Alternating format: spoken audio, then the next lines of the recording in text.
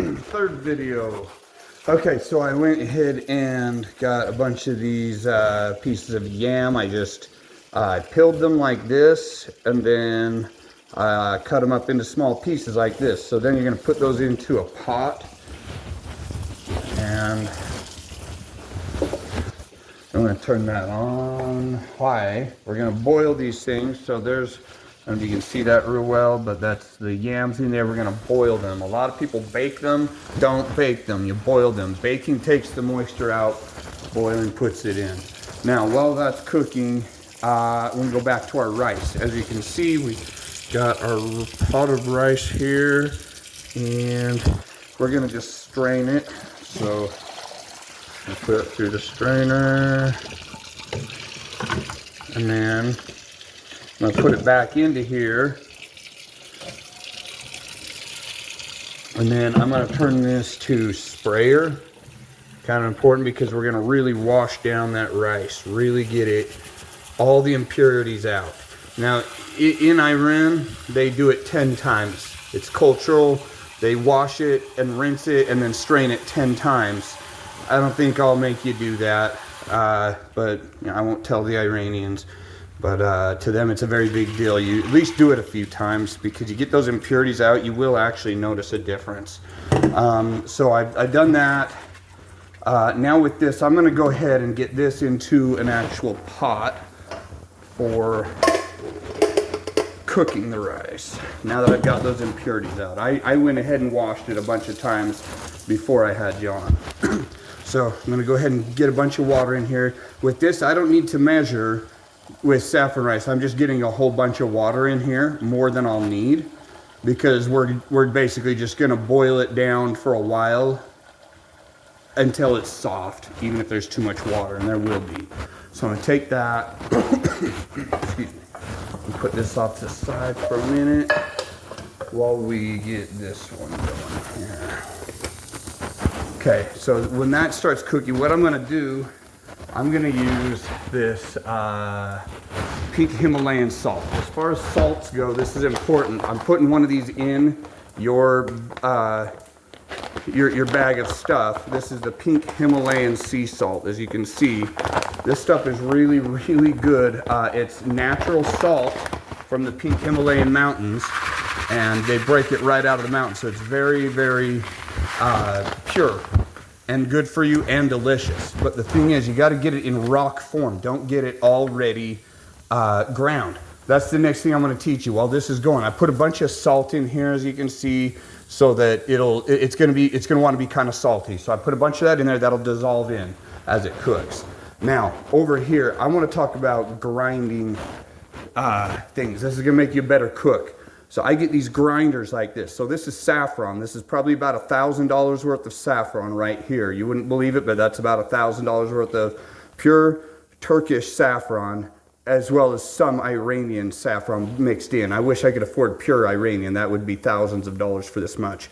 But this is probably about $1,000 worth. I like to do it in a grinder because whenever you grind a spice, it starts losing its flavor over time. So you get something already ground, they have to put stuff in it to make it strong enough, and that's bad for you, and it's fake tasting. If you get this saffron like this, and I'm going to give you this saffron, what you'll do is when you do it, you're just going to grind it, obviously.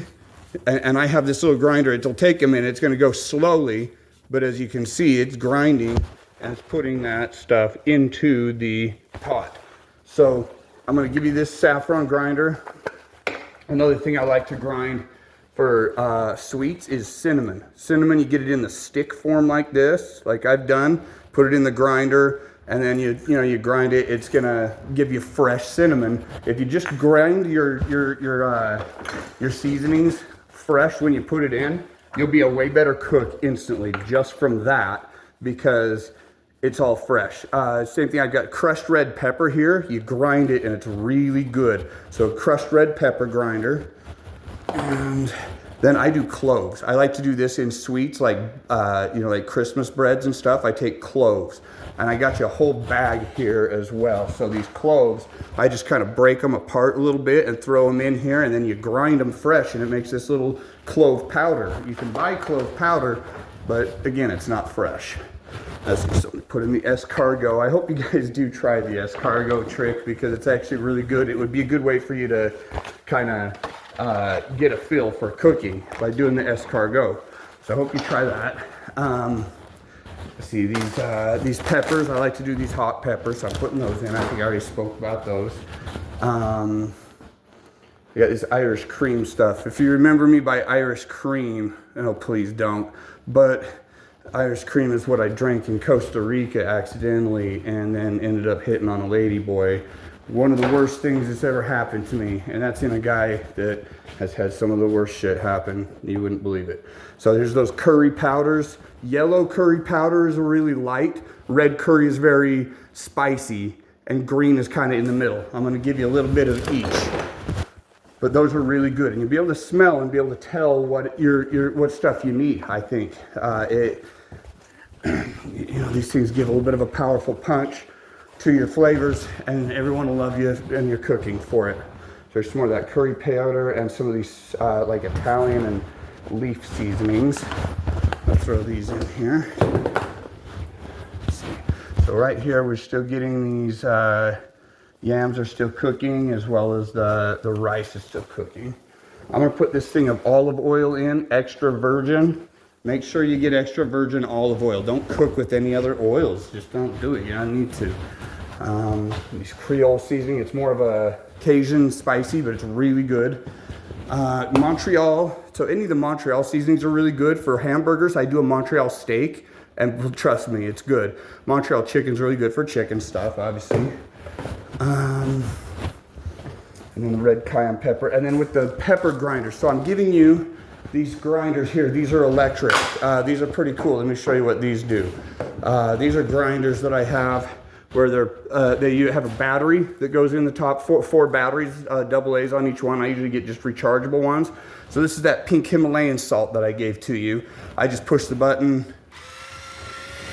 and it does that. Then the same thing with pepper.